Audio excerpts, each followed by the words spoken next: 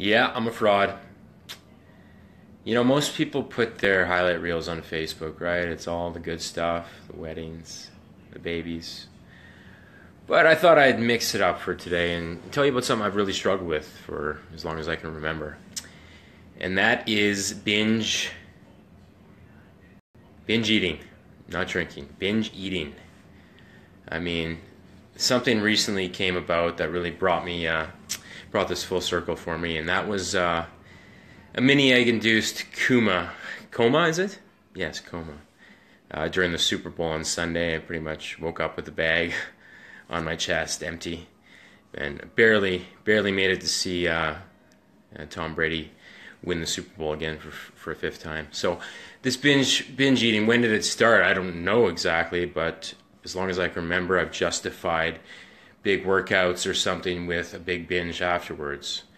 And I'm able to manage it, but it's been a struggle for years since I was, 250, 60 pounds as a kid, right? So how do I manage it? Well, first off, as a fitness professional, I feel like a bit of a fraud, right? Because I preach moderation to clients. Got to close that out. And quite frankly, don't always live it. But there is a way to manage and learn to kind of cope with the binge eating that I've dealt with for decades. And the key is not to have temptations in the house too often. Because if it's in the house, I know some people can say, oh, I'll just have half a cookie and be moderate with it. But guys like myself, girls like myself, you see half a cookie, we enjoy it, and then the entire case of cookies is long gone, right? Before you even know it, you wake up with wrappers on your chest. And quite frankly, I think a lot of people deal with that. It's definitely a challenge for guys like myself who can't really shut that off and just say, okay, I've had one cookie, that's good. I need to eat the whole thing until it's out of the house. So that's number one, keep the temptations out of there. Number two is when you do go off the rails, and I do from time to time, like I said, like the mini egg meltdown during the Super Bowl, is to get back into your routine the next day and forget about it, right? So typically I'll kind of fast until lunch and then have a good workout and have my regular meal plans following that, and I'm pretty much back at square one by the next evening.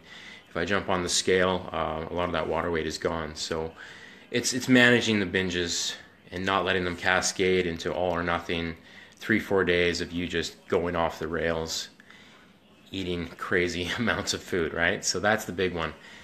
And so number two is fast until lunch the next day.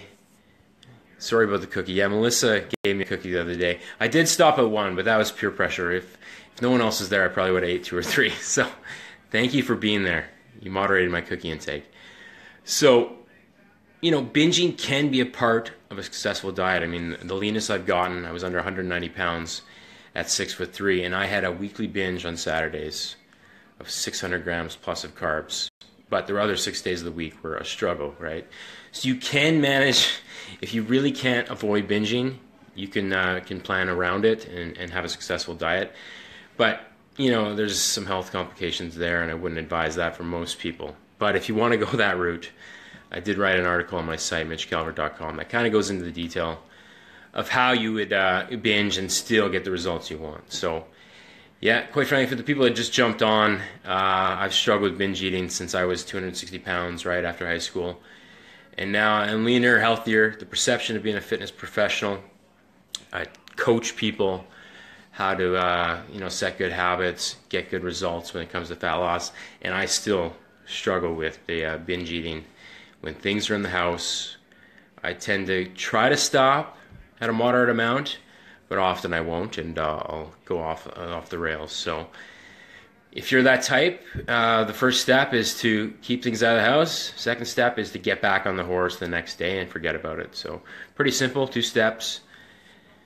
I hear you, Gary, man. I've been in the same boat. I mean, some people, I think, are just built with a bit of a better hunger trigger that's kicks in when you've ate too much, and some of us just don't have that.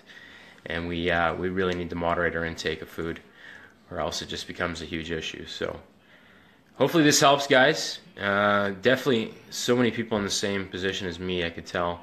And even as a fitness coach now, this didn't go away. So all the best to you, Any questions, hit me up in Facebook Messenger. By all means, I'm here to help.